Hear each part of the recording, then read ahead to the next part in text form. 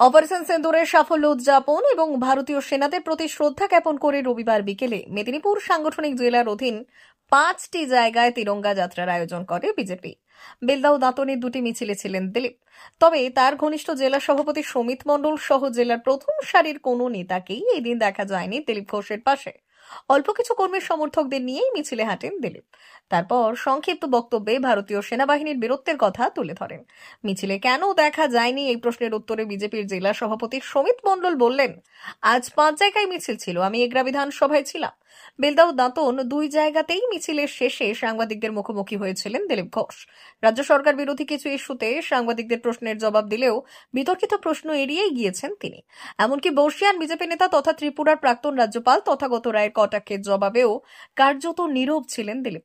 বেলদাতে তাকে প্রশ্ন করা হয়, তথাগত রায় বলেছেন দিলীপ ঘোষকে। দিলীপ বললেন, হ্যাঁ ঠিকই তো, আমি কোনো পদে নেই, পদাধিকারীরাই তো এখন দলের সব।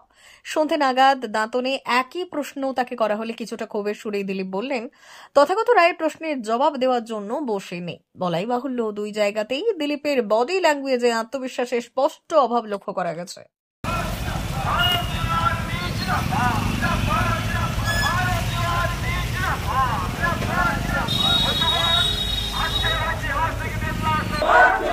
पाकिस्तान मुर्दाबाद, भारतीय झंडा जिंदाबाद, भारतीय झंडा जिंदाबाद।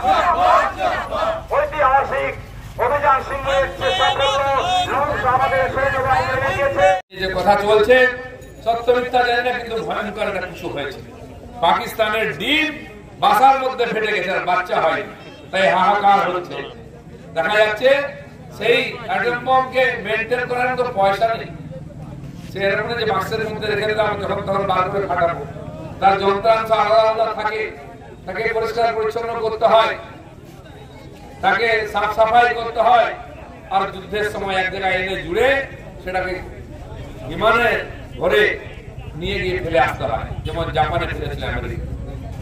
আর আজ যে বিমান ঘাঁটি থেকে বিমান উঠবে, সে বিমান ঘাঁটি আর বিমান তছনছ করেছে ভারতীয় সেনা।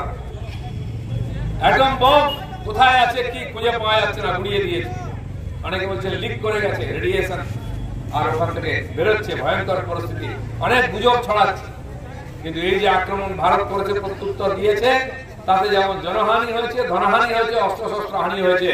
তাই আমেরিকা, চায়নার মতো দেশগুলো যে অস্ত্র বিক্রি করে ফুলে ফেপে উঠছিল, সেই অস্ত্রের গুণবত্তা জানা গেছে ভারতের অস্ত্রের কাছে কিছুই না। তাই ওদের অস্ত্রের মার্কেট পড়ে যাচ্ছে, তাদের ডিফেন্স কোম্পানিগুলো শেয়ার হুহু করে পড়ে যাচ্ছে।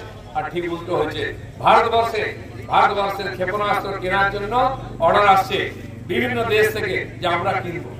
আমাদের ডিফেন্স কোম্পানিগুলোর শেয়ার হুহু করে উপর থেকে উঠছে। আপনারা জানেন ভারতবর্ষে এই বিশ্বের যেসব বড় বড় দেশ উন্নতি করেছে, তারা এই অস্ত্র বিক্রি করে উন্নতি করেছে। কারণ চাল ডাল বিক্রি করে কম পয়সা হয়, সেটা আমরা দেখছি আমাদের চাষিদের অবস্থা কিরকম থাকে, খেয়ে পরে জামা কাপড় কিনতে এসে। তাই ওতে বড় লোক হওয়া যায় না। একটা বিমানের কয়েক হাজার কোটি টাকা দাম। রাফেল বিমান নিয়ে এসছে আমরা ফ্রান্স থেকে, সবচেয়ে আধুনিক বিমান। হাজার হাজার কোটি টাকা বিমানের দাম। খরচা কত হয়? কেবল বুদ্ধির খেলা। তাই ভারত আজকে অস্ত্র তৈরি করে দুনিয়াকে বিক্রি করছে।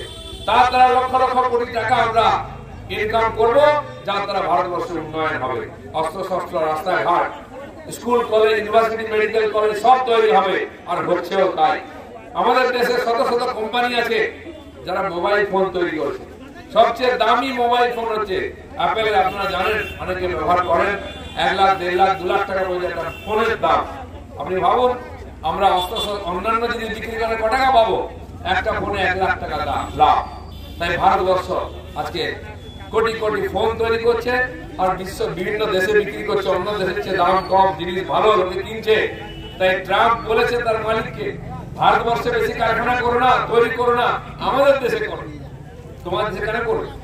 আর চায়না থেকে শত শত কোম্পানি ভারতবর্ষে চলে আছে, এখানে আর কম পয়সায় ভালো উৎপাদন করে বেশি পয়সা ইনকাম করছে। সরকারি সহযোগিতা, বিদ্যুৎ, রাস্তাঘাট, জল, আলো, ভূমি সব পাচ্ছে, লেবার পাচ্ছে। দিলীপ ঘোষকে, তার তো পার্টির মধ্যে কোনো জায়গা নেই। 2021-এ দিলীপ ঘোষ ছিল, বর্তমান দাদা ময়নাতে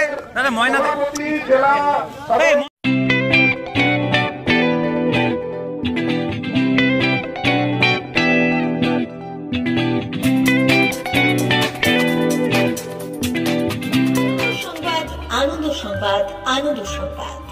এই প্রথমবার আপনাদের পরিচিত বেলদা শহরে এসে গেছে আদিত্য সুপার মার্কেট। নিত্য প্রয়োজনীয় সমস্ত দ্রব্যের বিশ্বস্ত প্রতিষ্ঠান আদিত্য সুপার মার্কেট। আকর্ষণীয় ছাড় এবং একাধিক ডিসকাউন্ট নিয়ে আপনাদের সামনে হাজির হয়েছে। নিত্য ব্যবহৃত সমস্ত প্রোডাক্টের সম্ভার নিয়ে এসেছে আদিত্য সুপার মার্কেট।